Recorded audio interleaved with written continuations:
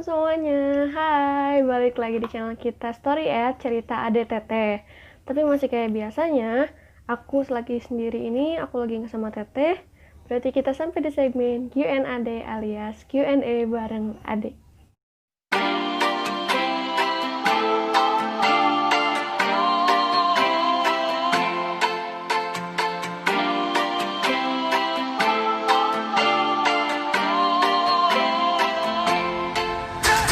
Jadi di segmen kita kali ini aku bakalan kasih beberapa tips buat kalian yang mageran tapi pengen tetap pinter dan ngejar materi, pengen tetap belajar gitu ya. Ya aku di sini bakalan share tipsnya, caranya belajar buat kalian yang mageran, tapi biar tetap ngerti pelajarannya. Apalagi buat kalian-kalian yang misalnya sekarang udah kelas-kelas akhir gitu, misalkan kelas 6 SD atau kelas 12 atau kelas 9, ya pokoknya kelas-kelas akhir lah ya, intinya udah mau lulus dan pastinya ngadepin ujian. Meskipun katanya sih kita nggak akan ada UN ya, tapi ya jaga-jaga aja lah ya, belajar mah harus gitu.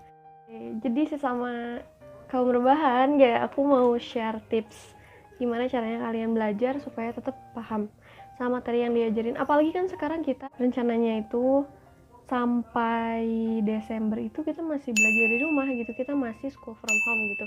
Jadi otomatis kita nggak bisa interaksi langsung sama gurunya. Tapi aku di sini punya beberapa tips buat kalian yang pastinya bisa kalian pakai juga dan semoga bermanfaat. Yang pertama harus kalian siapin itu sebelum belajar atau ya kalian itu yang pasti harus punya alat tulis dan buku. Tapi kalian juga di sini wajib banget punya barang tambahan yang masuknya kayaknya ke alat tulis deh, aku nggak tahu. Pokoknya kalian wajib banget punya ini. Jadi ini tuh namanya stick note. Jadi ya ini tuh dipakai buat kalau nggak nandain halaman. Kalau aku pribadi itu dipakai buat nyatet bagian yang penting dari suatu pelajaran, misalkan kayak rumus-rumus. Makanya di sini aku punya banyak banget ukuran yang beda-beda. Di sini tuh ada ukuran paling kecil. Ini aku pakai buat nandain buku, nandain halaman gitu. Nanti di ujungnya tuh aku kasih keterangan gitu. Terus yang ini aku biasa pakai buat nyatet di pelajaran bahasa sih. Kalau misalkan ini ada yang penting gitu, misalkan kayak susunan atau apalah kayak gitu, aku pakai ini. Terus yang ini tuh buat rumus matematika, aku biasanya pakai ini terus tempel di buku, jadi aku tuh bisa tahu gitu ini tuh rumus yang mana. Kalau ini tuh serbaguna ya, ini ukurannya gak terlalu kecil, tapi ini bisa kalian pakai buat nandain buku atau buat nulis rumus. Pokoknya catatan aja. Dan ini tuh penting banget karena menurut aku sendiri kalau misalkan kita dapat suatu yang harus dihafal tapi kita tuh nulisnya tuh di media yang beda gitu, misalkan yang berwarna, nggak pakein juga bisa pakai kertas warna, dan itu tuh lebih cepet buat dihafal sih. Kalian bisa cobain itu aja ya. Berikutnya yang harus kalian punya di list alat tulis kalian itu ini tuh pulpen berwarna. Ini nggak aku ambil semuanya karena kalau semuanya nggak muat di tangan aku. Jadi kenapa kalian harus punya ini, karena ini tuh senjata ampuh buat kalian tuh lebih semangat lagi belajarnya. Kan kalau misalkan kita ngeliat tinta yang warnanya hitam doang gitu atau biru, itu kan kayak bosenin gitu. Jadi kita tuh harus cari inovasi yang emang bikin kita tuh semangat lagi. Jujur aku setelah mulai pakai ini tuh waktu SMP akhir kalau nggak salah, nggak tahu SMA awal, aku lupa. Pokoknya aku tuh udah mulai pakai ini tuh jadi semangat buka buku aja gitu. Soalnya ya kayak bukunya tuh berwarna gitu, aku seneng. Barang sakral yang harus kalian punya itu ini stabilo yang beda-beda warna gini. Kalau bisa kalian pakainya jangan cuma satu warna ya, atau dua warna. Coba pilih beberapa warna supaya bervariasi gitu warnanya di buku kalian tuh, meskipun udah pakai pulpen yang berwarna tadi gitu. Dan kenapa sih ini tuh penting banget? Karena menurut aku sesuatu itu nggak semuanya bisa ditulis di stick note itu kan. Pastinya ada beberapa hal yang nggak harus pakai stick note, misalkan kayak nge-highlight judul atau subjudul, itu tuh bisa pakai stabilo, bisa banget. Dan selain itu kan sekarang lagi zaman-zamannya lettering ya. Kalau misalnya lettering itu biasanya pakai brush pen, cuman karena aku pribadi nggak bisa pakai brush pen, jadi aku pakai stabilo dan hasilnya tuh lumayan. hasilnya tuh ya lumayan rapi lah gitu kayak gini.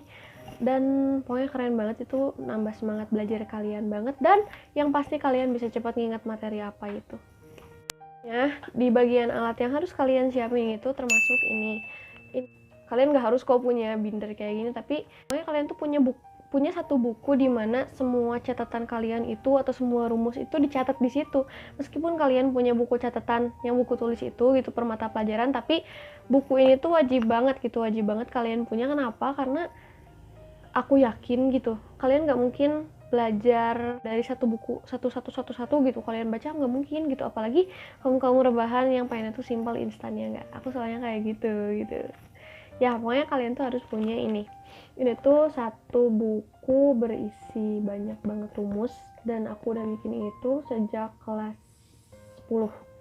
Cuman aku nggak bawa-bawa ke sekolah, itu buat di rumah doang, khusus aku ngapalin, khusus aku belajar selama di rumah. Makanya kalau misalkan di rumah aku kelihatannya nggak pernah buka buku, karena aku bukanya ini tuh isinya banyak banget. Ini aku sebutnya buku sakral, atau ya pokoknya apalah itu, bebas terserah kalian.